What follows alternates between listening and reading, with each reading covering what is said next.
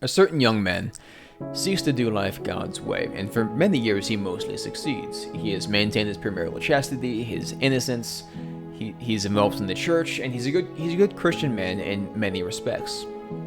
And the same young Christian man hopes to one day soon find a beautiful woman to marry and to spend his life with. And for that, he waits. And he waits, and then he waits a little bit longer. And after years of waiting and of actively searching, and of doing life right, to the best of his ability, he still has yet to meet the love of his life. He's done some dating, naturally, but nothing's ever really come of it, and so he is naturally beginning to feel lonely, and he's starting to get rather impatient.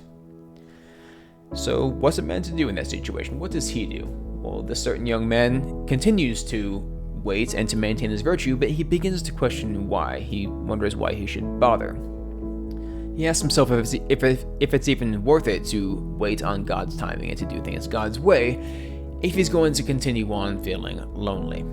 Then he begins to wonder if perhaps the immoral ways of the world are just how you find love these days, if that's just the way it works now.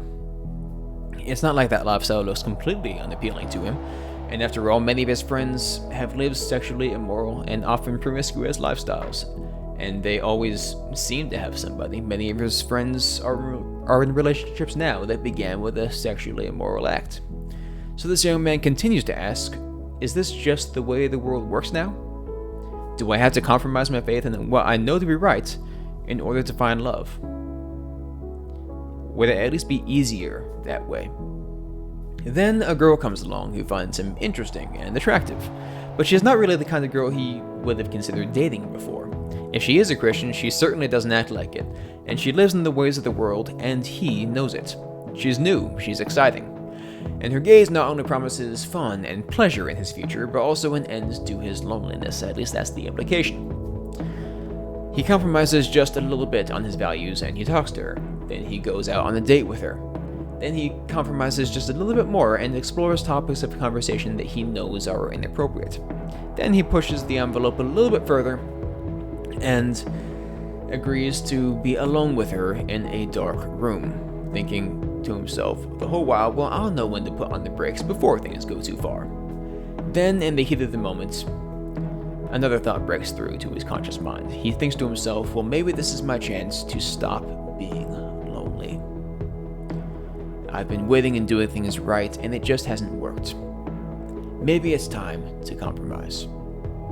And in that one moment of weakness, he does. That's why you don't put yourself in situations like that. The next morning, not only did those promises of affection and an end to his loneliness not come to fruition, but he feels far, far worse than he did before. The girl he has just spent the night with is gone, and so the lonely feeling is back, and it's now worse than ever. And now he senses that a part of himself is missing. His soul feels lighter, and not in a good way, like more diminished. He feels a shame like never before, a guilt that he has failed to do things God's way, and you don't even need to be a Christian to sense that.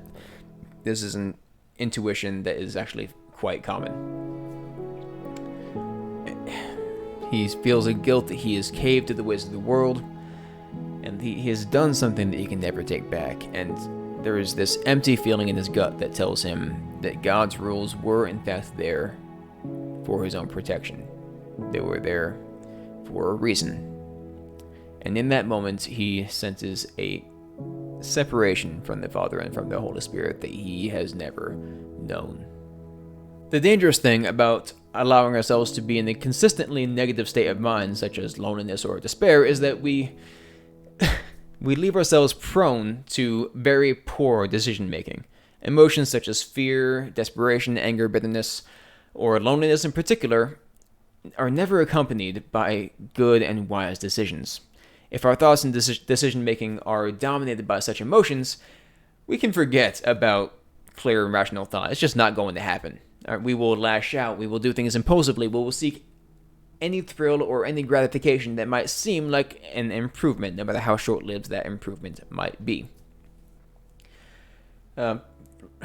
Lonely people will often seek out an embrace from any source that they can find. For example, a woman might break up with her boyfriend for any number of valid reasons, right? He behaves like a buffoon, he cheats on her, he's a secret serial killer, or worst of all, he actually likes the Disney Star Wars movies. Now that is the definition of a monster, okay? Or heaven forbid, maybe he likes Ariana Grande music. Whatever the case, breaking up with him was clearly the right choice. Once this woman starts to feel alone, however, getting back together with this jerk actually starts to seem like a rather appealing idea, no matter how little logical sense it makes. Or, as in the opening story, a man can be committed to saving his virginity until he gets married, making his wife his one and only, but make him feel lonely enough to begin to despair, and he might loosen his grip on moral principles and take the easy path. When the deceptive voice of loneliness whispers its lies, it can be very easy for a man to grow tired of waiting on God's timing and of following God's rules, and seek to follow his own and try to expedite the process. And there are definitely easier paths to walk than the straight and narrow, quite outside of God's boundaries and instruction, and there are quicker ways of seeking sexual gratification and intimacy that require no marriage, no commitment, and require less patience. Now that is a precarious line of thinking, and if we're not careful, we run the risk of making a mistake comparable to that of Abraham when he decided that he was growing tired of waiting on God's timing. Now, God promised Abraham that in due time his wife Sarah would become pregnant, and that Abraham's descendants would be as numerous as the stars in the sky. Abraham had God's promise that he would have an heir and a legacy. Now, after some time had passed, however, Abraham got tired of waiting. He resolved that he was going to get what he wanted, but in his own way and of his own power. In essence, Abraham was intent on taking control of his own circumstances away from God and placing it upon his own shoulders. In his misguided attempt to outperform God and do things his own way, the quick and easy way, Abraham made a rather significant moral blunder. The result of Abraham's impatience was the pregnancy of one of his servants, Hagar, and the subsequent birth of Ishmael. Now, this whole affair ended with little more than pain. Pain for Abraham in his rebellion, pain for his betrayed wife, pain for his heartbroken and mistreated servant, and pain for his illegitimate son, Ishmael. Now, God wanted to bless Abraham and his wife with children and a legacy, but Abraham lost patience and trust in God and caused unnecessary pain in the process. The moment we turn our backs on God and start trying to take things into our own hands is the moment we start our journey on the ever-frequent repetition of history and cause far more damage than solutions. Just about all of us crave happiness or sexual gratification, companionship, and love. Unfortunately, many of us grow impatient, lonely, maybe even a little bit desperate to fulfill those desires, and will eventually resort to very wrong means in order to achieve them. In doing so, we ditch our trust in God and His great plans for us in favor of quick gratification. And if you've been paying attention, you know that the quick and easy path seldom produces the best results. Now, anybody who has ever grown a garden knows that the process cannot be rushed. Right? If you try to fast track your crops with too much water, too much sunlight, too much of anything, the result is not going to be a healthy plant. Right? Patience has always been a vital virtue for a reason. The fable of the tortoise and the hare has not changed. The tortoise wins every single time. Feeling lonely can be tough, alright, and none of us are immune to it. I know I'm certainly not, alright, but the solution cannot be fast-tracked. Patience is the single most important virtue to practice in moments of despair.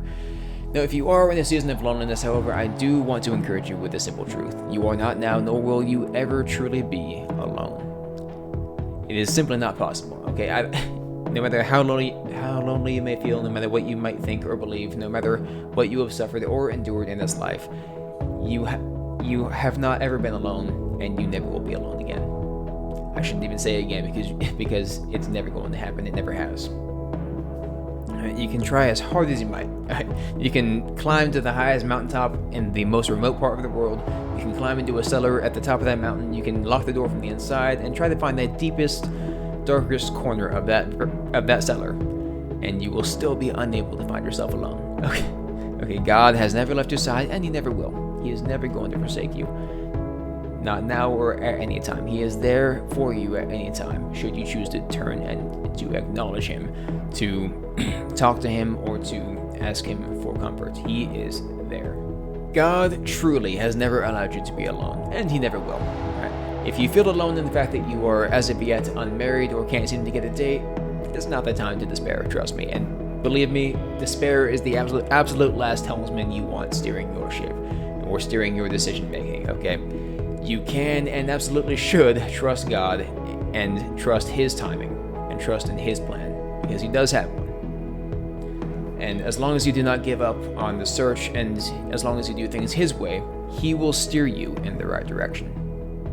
In the meantime, follow his rules, don't do anything that happy and content you wouldn't do, and definitely don't date anybody that happy and content you wouldn't date. Thank you so much for tuning in. If you appreciated what you heard, don't forget to like, share, and subscribe. And I do mean all three. I can be quite demanding like that. And of course, if you have not yet, don't forget to check out my book, Back to the Basics of Love, A Single Christian's Guide to Dating, Sex, and Morality in a Secular World. I truly believe in this book. I would not have written it otherwise. So please get yourself a copy, your friends a copy, your loved ones a copy. Tell everyone you know about it by all means. Thank you so much for your time, and God bless.